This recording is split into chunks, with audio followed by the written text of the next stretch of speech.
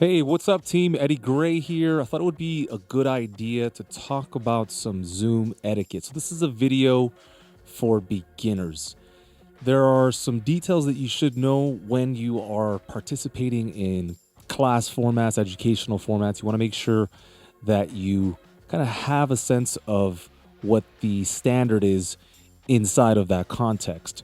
So, before we actually start, I want to make sure that you understand that you actually have to install Zoom as an app.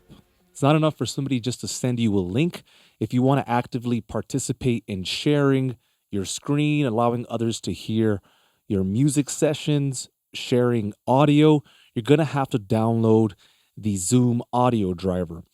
This page right here will take you through the installation process. It is pretty easy, takes anywhere between 2 to 5 minutes. You have to allow Zoom into security and privacy. And then you have to open up security and privacy, tell your computer, hey, this is a great application. And then you install Zoom, the app, and the audio drivers. Okay. Now, a lot of this is contingent on the individual that is hosting the webinar. In my case, I've given everybody privileges to share. I've given them the ability to share and enable stereo. And I also have given them the ability to turn on their original sound, because Zoom processes the sound and compresses it in a unique way. So if you don't want that, say you have your own setup, then you're able to do that. And how you do that is inside of the preferences. So if I go over to this screen, here are the Zoom preferences you can access by hitting Command, comma. And you can see I've got a general tab right up here. I've got a video tab, right? That's me. Hey. And then you're going to want to enable HD. You can touch up your appearance, be nice and cleaned up.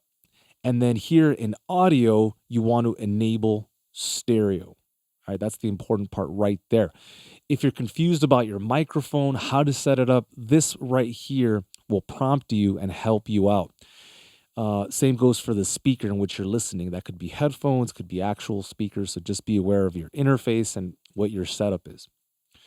You can see here, this automatically adjusts the microphone volume. If you want to determine that, you can go ahead and take that on or off. Okay.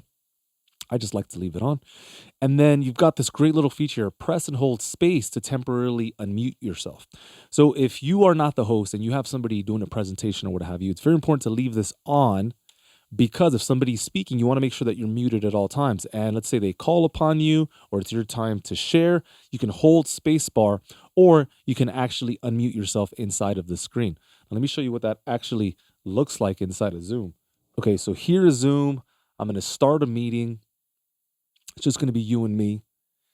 And this is what the general Zoom screen looks like. Okay, so let me get out of my preferences now. And you can see that we're inside of the Zoom space. Bottom left here is where you're going to mute yourself. See if I can zoom in a little bit tighter here. Okay, right there. Now you get to choose which microphone you're going to use. Okay, you get to play with your audio settings if need be. It's pretty basic. Usually the microphone that you're using is under the same system that you're utilizing for your speakers. So usually is one and the same. It could be different in some situations, but in my case, I have a universal audio. I'm using it for playback, and I'm also using it to listen through my headphones and also to speak through my microphone, which is on insert number 1. If you have a camera, you want to enable that, you can enable that there. Okay. From there, let's say you want to share your screen. Now remember, let's say I've actually installed Zoom as an app, not just a link that was sent to me from HF Music Academy or what have you, right? So once I've installed the driver, you may want to restart your computer, and then you want to go to share screen. Okay, now once you do this, let me hit that. Once you do this, you want to make sure that you share computer sound. This makes the connection between Zoom and the program that you're going to utilize. In my case, I'm going to turn on Logic in a second here, but this holds true for Safari and what have you. Okay, so here is the Zoom screen, and now I'm ready to share.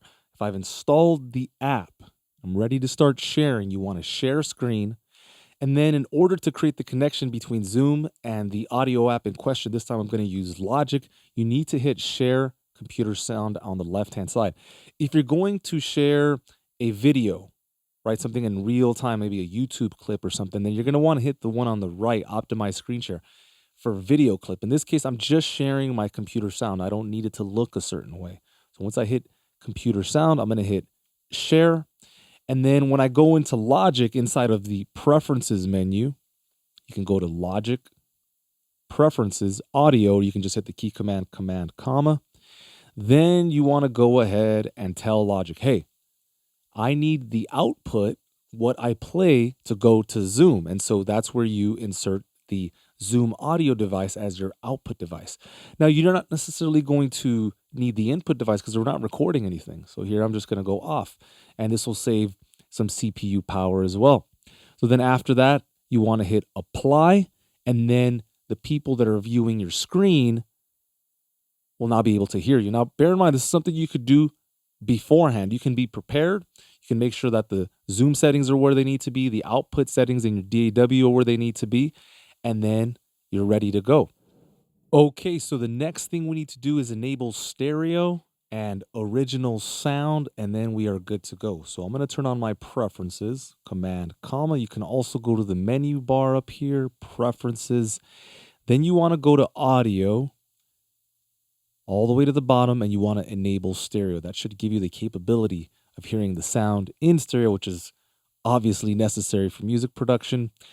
Lastly, we need to talk about one more thing. If your host, in this case me, has allowed you to turn on or off your original sound, this is something that you can do.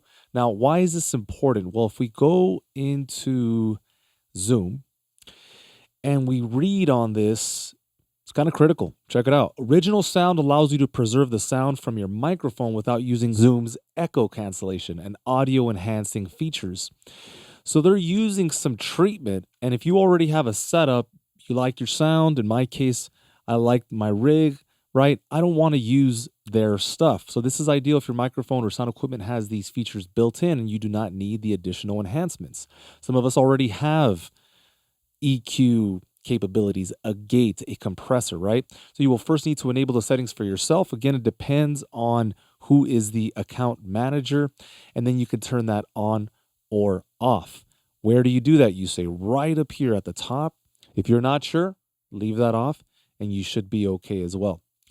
So a couple other things worth mentioning when you're sharing. If all you want to do is share just the audio, right? You don't have to go into the session itself. Then you want to go to advanced and share music or computer sound. I know for some of you as well, maybe you've just wanted to share a portion of your screen, and you can do that here. Right? You just click on the left-hand side. You can designate an area in which to share. It's fantastic. And then on the right-hand side, you've got content from second camera. I can literally hook up secondary iPad, iPhone, and let's say I want my viewers to look at me playing with the Innovation Launchpad or the circuit, right? A controller. You now have that capability. You can have dual screens going if you wish as well. And if you have files that you wish to share, you can go ahead and access Dropbox, Microsoft OneDrive, Google Drive, and Box. So I hope that helps. Just want to make sure that you guys know how to kind of get your way around the program. Other than that, to be honest, all you need to know is how to chat.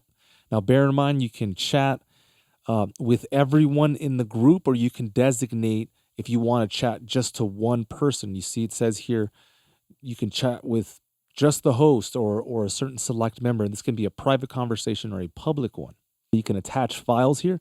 Again, the same host that we were talking about before. You can have files hosted inside of here. So if you want to share files with classmates, with your peers, fantastic.